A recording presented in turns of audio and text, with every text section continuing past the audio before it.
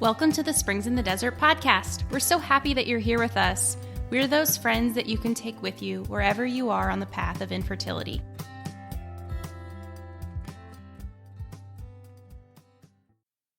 Hello, everybody. Welcome back to the Springs in the Desert podcast. We're just really happy to be here. We're happy you tuned in. We're with you to walk with you wherever you are on the path of infertility. I'm Allie. I'm hosting you today along with Springs in the Desert co-founder Kimberly. Kimberly, hello. How are you? Hello. I'm so excited to be here today. I'm excited to talk with Christina. Yeah, me too. Christina Valenzuela is the founder of Pearl and Thistle, and we connected with her at the 2021 OSV Innovation Challenge, where her organization and ours were both finalists, which was awesome. And we've just been really looking forward to connecting with her over some places where our two ministries kind of overlap, and just really excited to have some collaboration. So Christina, welcome to the podcast. And can you just, to start off with, tell us a little bit about your ministry? Thank you so much, Allie and Kimberly, for having me. This is an exciting conversation. My ministry, Pearl and Thistle, is dedicated towards providing an educational model of lifelong body literacy for Catholics. So teaching us from the very beginning about the goodness of our cycles and our bodies, and helping girls and women to kind of gain knowledge and body literacy as they advance through their reproductive years. And so I've been a natural family planning instructor since 2013. That was kind of the core of my ministry to begin with. And then I've kind of built this other programming out around it, having seen the need for additional support. Awesome. So it sounds like you know a lot about cycles. And I try. And we have a lot of thoughts about cycles as well. And what we wanted to talk to you about today is kind of some of the tensions, the tensions of our cycles. And so, Kimberly, I wanted to know if you could introduce what we mean by the tension of our cycles, that we wanted to see what Christina's thoughts were. Yeah, when it comes to charting, for instance, this is something that it's a great gift in learning more about our bodies. Absolutely. But someone struggling with infertility, it can become very stressful to be paying attention all the time. Every time you go to the bathroom, paying attention to, do I have fertile signs? Are there signs of fertility, and then writing it down, and like this vigilance over just our fertile signs. Particularly when we've been trying for some time to conceive, it's not happening. And each day can feel like, it's just a reminder that I'm broken. I'm not getting pregnant. Something's wrong.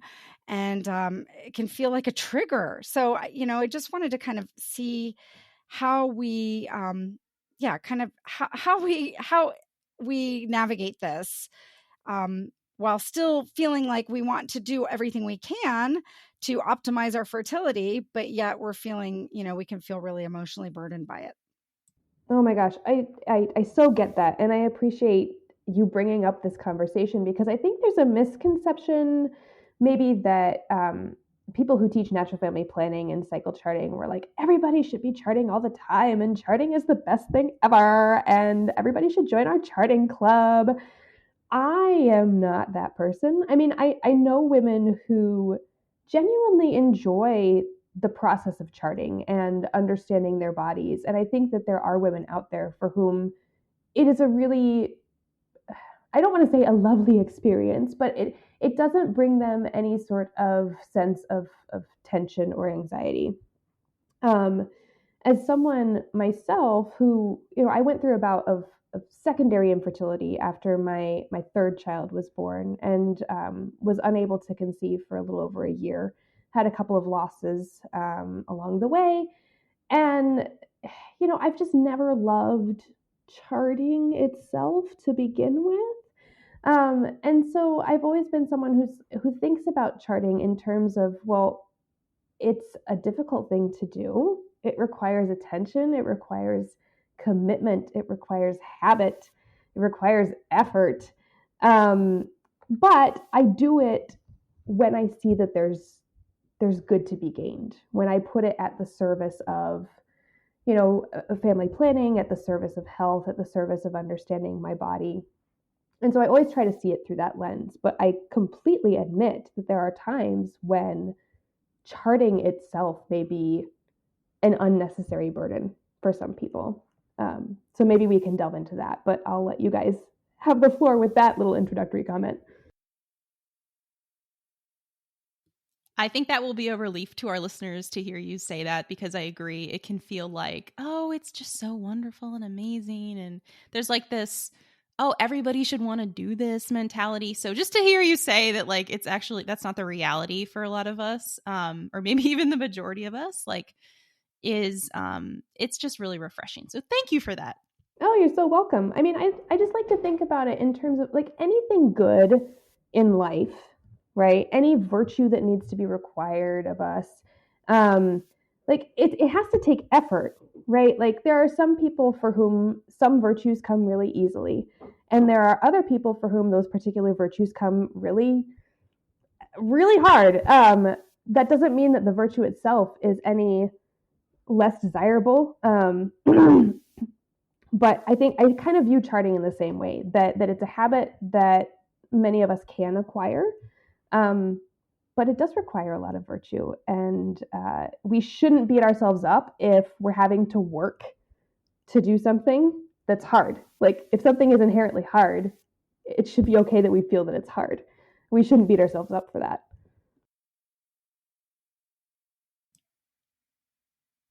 Yeah. Go ahead, Kimberly. You look like no. I mean, I appreciate that a lot, and I think that I think you had mentioned something also too about finding the right method for you. Could you say something a little bit about that? We've talked about that. I've heard women, as somebody who works, I like to do consultations for women and help them try to find a good method. And I'm very keenly aware that there are some methods that really do require a lot of mental activity during the day. A cervical fluid or a cervical mucus method that requires you to check every single time you go to the bathroom. I think that's what we were saying earlier. It requires a lot of mental energy throughout the course of the day. And so I understand that some of those methods can be very robust, especially Creighton, for medical applications. And there's a reason that you might want to invest in a method that's like that. But on the other hand, if you're saying like, this literally has me thinking about fertility all the freaking time and I'm over it, right? If you still wanted to chart, which you don't have to, we can come full circle to that. If you still wanted to chart, like you could consider doing a method that's kind of, do something in the morning and then you're done for the rest of the day. A method that could do at-home hormone monitoring or temperature, where it's just a simple, like it takes 3 minutes in the morning and that's it. And then you move on with the rest of your life during the day. That can be one way that women who still want to chart, but are feeling like the daily mental burden is too much, can kind of alleviate a little bit of that burden for themselves just by making it less a part of the day. I love that. I wish that would have been suggested to me because I was all or nothing. I would be like doing this, charting, and then it was like, I can't take it anymore. I mean, and so then I would just stop entirely, but it would have really been helpful to like, I don't know. I like, because it sounds like you kind of take into account the whole person and not just looking at the body. And I think that can be, I mean, we can go two ways. We can, either have a negative view of our body and we think, we're all emotion, but then we can flip it and have just be thinking that, now I got confused. Like the physical. Just, yeah. Right. On the physical and so, side. so I like that. I think for me, I felt like I was a science experiment when I was going through all the fertility things. And so I appreciate you suggesting that we look at the whole person and determine what is going to work best for a woman, as a body, mind, soul, spirit, unity. And also with her marriage, right? Like, I mean, right. This is, not just Even though I always like to say, like, fertility, it's like both of us, right? It doesn't just like happen on one side. It's the one thing that, two people are involved here. None of us really have like fertility fully without our spouse. So I think that's another thing, right? It's like, how is this affecting your marriage? And that gets back to, I think, that full circle thought that you had of like, how do you know? When do you know? Is it possible that this might actually not be good for you and your marriage? Oh my gosh. Yeah, I mean, yeah. So one of the things that I kind of walk with my couples, my client couples, we talk about what are the goods in your life? What are your goals in using family planning? And for somebody who is actively trying to conceive, who may be experiencing infertility issues, what are the goals as a couple? Well, your goal is to remain united and to make sure that the act of sex isn't only ordered towards procreation, right? You have to be cultivating and appreciating that unitive aspect as well. And I think as soon as we get into the mentality of this is about procreation, right? Then we're starting to get into waters where we just get a little bit uncomfortable, and it's going to cause tension. And so whenever I have a couple that's like, should we be charting? Should we not be charting? If we're open to conceiving, if we're trying to conceive, like there may be medical reasons why you want to chart. You might want to be able to track progesterone through the cycle. You might want to be able to know about dates of ovulation for dating and things like that. But on the other hand, if it's causing you to think negatively about your body, if it's negatively impacting your ability to come together with your spouse in a way that's generous and open to receiving them as a gift, then maybe it's not actually doing its job. Maybe at that point, charting is actually something that's a roadblock to you being able to fully embrace the reality of your situation with your spouse. I feel like listening to this conversation, I did not fully see the value of going to a specialist like yourself. I had a doctor who was a NAPRO doctor, but I feel like he was dealing with me very much like, okay, we need to do this, we need to do that. And that was his training, right? Is to look at the charts and examine them and all of that. But I didn't feel like he was really attending to my emotional well-being. He wasn't like equipped, I don't think, to do that. So I can really see the value of seeking out someone like yourself to kind of journey with, because I did feel very much like I was doing it on my own. I don't know, maybe you could tell me a little bit more about when clients come to you, like how you kind of work with them. Yeah, I love what you said, because that's exactly the word that I use too, the journey, right? Every couple is on a body literacy journey together, and that journey can take lots of twists and turns through their entire reproductive life. And I think this varies a bit method to method. Kind of methods have their own philosophies for working with clients. In my method, Boston Crosscheck, we really focus on trying to serve the couple where they're at, helping them to identify what their goals are, walking with them if their goals or their situation changes, and teaching them how to adjust their natural family planning method or their charting habits to meet that new reality.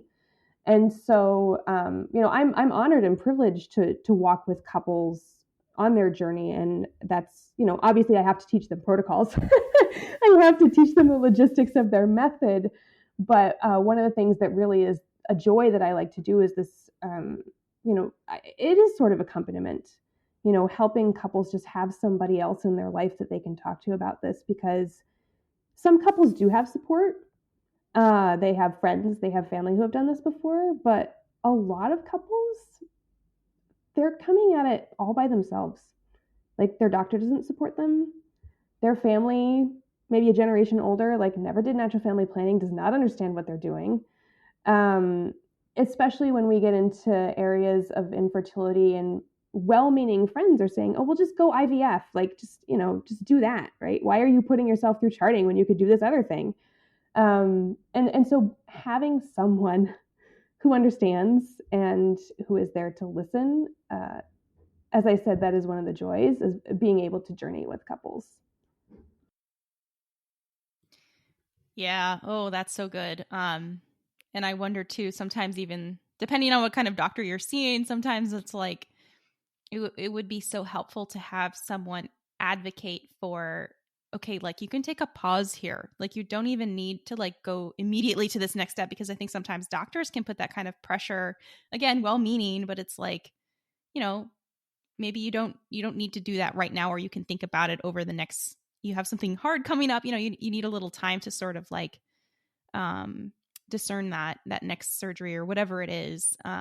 So yeah, I can definitely see the value of that just from my own limited experience, like having doctors kind of push the next thing. So I think that's really good. Is there anything else, Christina, that you would say to a couple who is kind of, you know, just kind of in the throes of charting and having some struggles, but and maybe I'm thinking particularly the woman who is feeling very negative about her body. Can you, I don't know, say something that might help her see the goodness of her cycle? I mean, I'm writing a book right now, which I really hope gets published, and it's all kind of about that. About like, just because we've never been taught to see our cycles as good. We've never been taught by anybody or given permission by anybody to really sit and be like, you know, your cycle, regardless of whether you ever have children, is something that is good and healthy for your body and can be appreciated for itself. Like your cycle is a way that your body images God. We haven't been thought to think about that. And so I want to have lots of conversations with those women, but we've got a long way to go before we can actually sit and just have it be a regular conversation that we have. So there's that. But one of the things that I do with my couples is, even from the very beginning session, you know, when I'm meeting with an engaged couple, we get through, you know, maybe the first session, the second session, and inevitably the guy will ask me, well, like, what's my role in all of this? It's a good question. And I think a lot of times NFP instructors tend to focus on like, what is the guy's role in charting itself? But I actually think the importance of the man's role is to guide the conversations and the feelings that the couple has. Because the woman, as the person who is charting, as the person who puts in all of the effort, as the one whose body you are observing, like we tend to feel guilty if things don't look right on the chart. And we cannot actually like distance ourselves from that without our husbands explicitly making sure that we do that. And I've seen this so many times. So I tell husbands, like, actually, the biggest gift you can give your wife is to let her know that, like, the chart is not her. You are the only one in your relationship who can make sure that she's able to distance herself from the data. And so that's what I actually coach my couples on. And to give a plug, I have this video on YouTube or on my course portal. It's called Keeping a Chart Together. And it actually touches on this for couples. Just, I think the most important thing for men to do is to make sure that the emotional relationship is safeguarded for your wife. And that she's not feeling guilty. So the advice that I would give the woman who's feeling bad about her body is, be intentional about having these conversations with your husband. And if he's not already doing so, ask him to help you. Ask him to be your partner and help you distance from the data on the chart. Because you need that as a couple, right? You need that distance. I love this so much. I find that enormously helpful. I think that so often women do take this upon themselves as, the problem or whatever is my body, and I need to get it fixed, and I need to do all the things, and I need to let my husband know when it's time, when we need to time our intimacy, and I need to be the one initiating everything. And that is not that's not the way God designed us, right? I mean, we think about motherhood and just receiving, being open to receive the gift of life. And for many of us, particularly type A women, we can feel like, I'm going to make this happen. I'm going to make this happen. And so I really love that notion of bringing the husband in, not just, my husband had no interest in helping me with my charts, and I think the way that you talk about it, making him sort of like the guardian of my emotions, or to help, kind of pay attention to how so it's on him too, right? And he has a say in this, and he can sort of help when he sees me kind of spiraling a bit. So, and I think that's true actually, regardless of what the particular infertility thing you're dealing with is. I just think that statement is universally true. And we do it for each other in ways too, if the infertility is on the man's side, I think the wife also has a role to play to say, I still love you. You are the man in my life. You are no less of a man as a result of this. So I think it's a beautiful truth. But in this sense, I can totally see it, with the charting and just feeling oh, this is all on me. But I think it's also it's a truth that we get to serve each other in that way in our marriages through this experience. So thank you so much for saying that.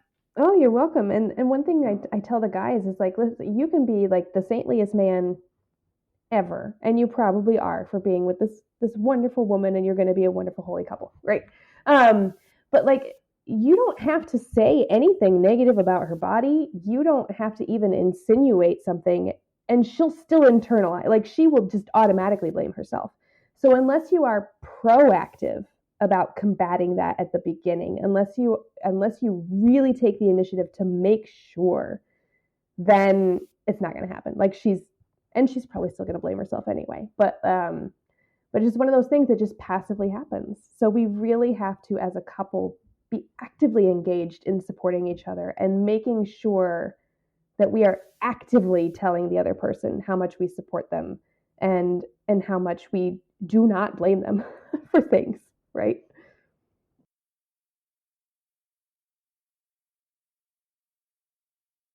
Yeah, absolutely. Absolutely. Proactive intentionality, those words are so important. I guess we're kind of towards the end of this episode. So just to kind of wrap things up, what message do we want to leave our listeners who, we've kind of been describing, whether they're, just frustrated with charting or they're kind of wondering, maybe some of them are discerning, should I take a break? That's another thing we didn't specifically say, but taking a break sometimes is a good thing. So what would you say to kind of conclude to those couples who are frustrated in one way or another with the charting that they're doing right now? What encouragement would you give them to close this episode out? I would say, especially couples who are in a situation of infertility where they may be actively working with a lot of people, right? They're actively working with each other to maintain a chart. They may be actively working with a doctor. They may be actively working with an instructor. They may be actively really trying to learn and adhere to a method. The best advice I can give is just remember that you are married to each other. You are not married to your method. You are not married to your doctor. You are not married to your instructor, and you owe them nothing. You owe your spouse yourself. And so just be open and honest about, am I feeling like what we're going through right now in any of its facets is holding me back from giving you myself? And if that is the case, then maybe it really is time for you two to discern trying something different. So I think just giving couples the permission to be a couple and to not feel like you have to owe something to the process or to these other people who are involved along the way. Yeah, I think that's really good. especially for like the people pleasers among us who are trying to do whatever the doctor says, just do whatever the doctor says. And, and maybe really fearful to like disappoint the doctor, but you can see the strain it's putting on your marriage. You can see, the strain it's putting on your body, perhaps. And yeah, I think that that's excellent advice. And, really to try to promote that unity between the couple, that is the absolute fundamental thing we need to focus on, right? It's just loving each other is number one. So I think that was a great way to conclude this. Christina, thank you.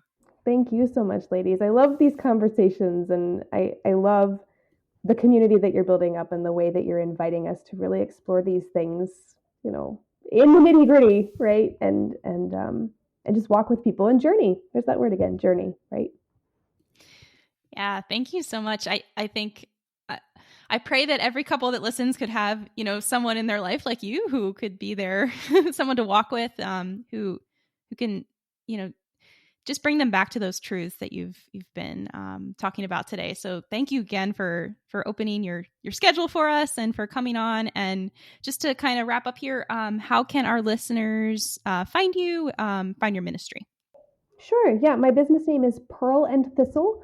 So you can find me, it's all spelled out, www.pearlandthistle.com or at Pearl and Thistle on either Instagram or Facebook. Awesome. Well, thank you again, Christina. Thank you, Kimberly, for joining me. And thank you to our listeners for following us on this podcast. And we will see you next time. Until then, God bless you. Thank you so much for joining us for this Springs in the Desert podcast episode. If you have a minute, please rate and review us so that we can reach more listeners. Check out our social media pages on Facebook and Instagram. And go to our website, springsinthedesert.org, where you can sign up for our newsletter and hear about more things that we have going on. Most importantly, remember that God loves you so much, and so do we.